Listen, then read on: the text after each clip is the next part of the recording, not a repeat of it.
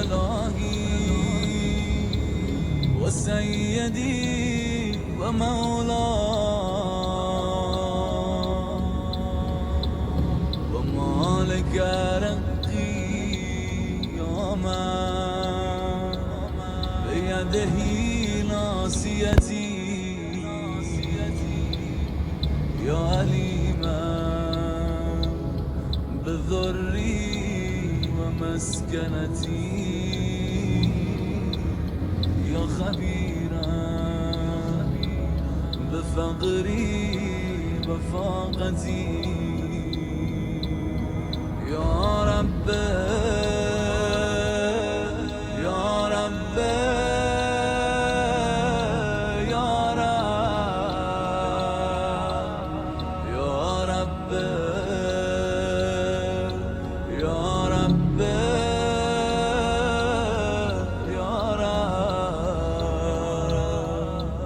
يا رب يا رب يا رب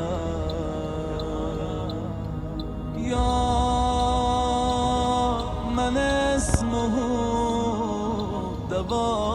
دواء وذكره شفاء وطاعته غناء يا من اسمه دواء وذكره شفاء وطاعته غناء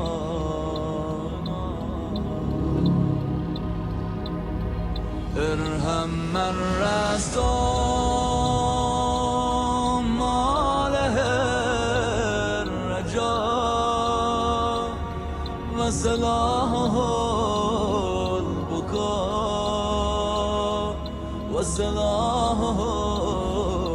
البكاء يا سابق النم يا دافع النغم يا نور المستوحشين في الظلام قف على خدمتك جوارحي واشتد على العزيمة جوارحي واشتد على العزيمة جوارحي قف على خدمتك جوارحي